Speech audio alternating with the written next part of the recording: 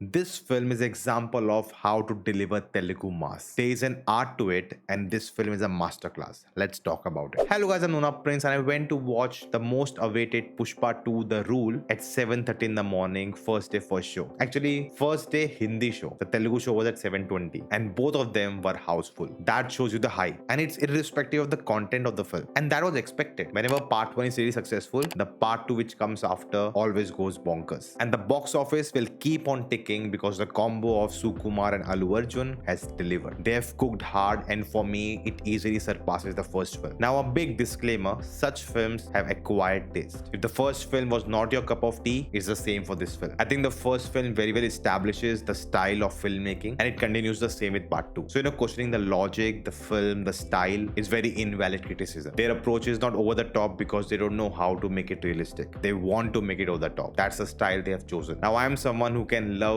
and all we imagine as light, and also enjoy and have fun watching such massive film. And I totally understand that not everyone is like that, and that's totally fine. But that doesn't mean you undermine the filmmaking craft. The writer-director Sukumar would have taken the easiest way out. Just follow the formula of the first film. Whatever worked, just repeat that. Just do what the audience want. But no, he doesn't take that route. He stuck to the story he wanted to tell. And actually, the success of the first film gave him more freedom to invest more in the story, the world, the characters, to build on that drama. The screenplay is so fluid, so efficient. There are no forced action sequences. And that's why I feel people who actually liked part 1 a lot, they may not really enjoy part 2 that much. Because part 1 had a lot of drama, but a lot of action scenes also spread throughout. Whereas with part 2, there are, I think, only 3 big action scenes. That's it. And all of them are earned. You build up to them. And in between them, there's so much drama, which works and shows you the power of writing. Mass scenes don't mean that it has to be an action sequence. You can create mass moments with just 2 characters talking, and sometimes not even talking. And there are so many such high moments throughout the film. And because of that, when we come to the action, it becomes special. The way it's set up, the way it's designed, oh my god, it's just flawless. It's like a dance choreography, especially for Allu Arjun, because action is choreographed according to the style he has. It's absurd. The sheer audacity of someone imagining that people can fight like this and make it look so cool and amazing. Who would have thought you would see men dressed in saris fighting? That too in a big commercial male-led hero film. Yet it's over the top, it's ridiculous, but it's unique. It's our own. We do appreciate Hollywood for their action, things they have achieved in that genre. John Wick is the biggest example, but we can also pull it, and we did that with a film like Kill. But the sequences this film commit to, Hollywood can never replicate them because it's a different art altogether. The conviction to pull it and pull it so well, that's the speciality of Indian cinema, and especially the Telugu mass. And this film showcases that with grandeur. The film is almost 3.5 hours long, but I didn't feel the lag at all. Yes, the songs to stretch it out, which are way below par compared to the first film, but not all of them. They've actually saved the best for the film to be witnessed in theaters. But still, I didn't feel the drag. Their placement was very well done. It made a narrative sense. The scale of the film amuses you. The sets they have created, the crowd they have, the way it's shot, we get so many wide angle shots. Most films with such scale, except Rajamouli, they don't really go wide. And when they go, it's mostly a VFX extension. But this film had so many wide shots where they went to a real location where they could easily take a wide shot to get the geography, the camera work, the colors used, the lighting. It's just so gorgeous. And technically, they've definitely upped their game from the first film. What is a sign of good writing? When you understand that it's not just about our main character, but also these other people, because that's how you make a good film. That's how you create good drama and tension. And for that, you need to give them more screen time. You need to write scenes for them. You need to give them also moments to shine. It cannot always about the main guy. And this film does that. So many supporting characters get scenes to shine. And the biggest beneficiary of this was Rashmika Mandanna, her character Srivalli. I feel like part 2 did justice to her character. The film as well as the characters gave her importance. She actually drives the plot. It's a desire she has that leads to everything that happens. Now, I don't know if this was always the case, or maybe it's a result of the criticism the first film got. Whatever may be the case, but we got a good result out of it. And it's not at all a lip service that there's just one scene they have given her and then let's just move on with what we want to really do. She's equally part of the proceedings. We spend time on the relationship between Pushpa and Srivalli, and there's a lot of subtle and not so subtle messaging also. Now, a sign of good filmmaking. You can write the strong characters, but you need to implement that on screen also. You can hire strong actors, but you need to give them space to perform. And this film does that. I noticed so many long takes given to each character, and that's not easy. To carry a long scene, be in character, it's difficult to execute. Sometimes editing, taking a scene from different angles can save an actor. But when it's a long single take, all the responsibility comes on you. Where it's not just about your facial expression, the way way you deliver, but also your body language, the way you are moving around in the scene. We should not get distracted in that. You need to hold the attention of the audience. And the actors took on that challenge and it worked beautifully. And actually, because of all of this, the drama works. Now let's talk about Fafa, a big talking point. He has become a bigger star since the first one came out. And a lot of people were disappointed from part 1 because we didn't get enough of it. Now after part 2, I feel many will be split on his character. They did him dirty. And I say this because they made a choice in part 2. If you see in the first film, he's portrayed more menacing, more ruthless, really an enemy and challenge for Pushpa. And the second one, they tried to carry that on but added another thing to him, the element of humor. And in a way, he becomes a caricature, he becomes a cartoon. Now the humor is not bad, it's not cringe, it works. There are a lot of laugh out loud moments. My theater was laughing. And I love the fact that when Fafa shows up for the first time, he's in a very different attire and people recognized him and cheered for him. There are a lot of moments where he shined and people were laughing. And he performed whatever he got really well. But at what cost? You have fun with his character, but the rivalry he has with Pushpa gets diluted. It very much becomes like Tom and Jerry, where Tom tries everything but he can never catch Jerry. He just fails every time and in a different spectacular way, and it's fun to watch him lose. But how long can you sustain that? It will soon become boring. And that's why I liked part 2 wrapped up his narrative. Now it's time to move on to the next big bad. See, at the end of the day, this is a big hero mass film, and the film is not claiming anything else at all. It's not something out of the box. It has elements we have seen many times before, but it's the scale and the packaging they are presenting it with, and that is shouldered by Allu Arjun, the iconic star. With this film, he proved why he got that national award. Throughout the film, you just see the character of Pushpa, his charm, his charisma, his attitude. But I love the fact that we also got to see his vulnerability, his insecurities, his softer side, the one he shares with his wife. And something which I didn't expect at all from this film was he made me teary-eyed by the end. What an unexpected choice to roll credits. And it also shows you that big, loud, outside persona he has, deep inside, he also wants something. The trauma he has that has defined him, how he craves for an identity, and how that has led for him to create his own. Now as the credits roll, we get that tag along, the hint for part 3, Pushpa 3, the rampage, and the way they executed it was way better than part 1, and it shows you that they learned how to pull it off. It's not just about telling one story, they're building a saga, and we have seen 2 parts of it, and there's one more coming, maybe more. But I like the fact that they're not sticking to that formula that we can only make 2 films, like how everyone else is doing it. Like, why not 3 films? Just because Bahubali did 2 doesn't mean you also need to do 2 only. Do the third one. And they are doing it, and it's the first for Indian cinema. If you have the story, if you have the will to carry it, go on. But I only ask for the same conviction. Now, Telugu cinema this year delivered another special mass Telugu film, which I talked about in this video. If you haven't seen, definitely check it out, where the writing overtook the mass. What do you think about the film? Do you agree? Do you disagree? Also, should we do a live stream getting into spoilers and talking about the film? Let me know all that in the comments below, and I will see you next time.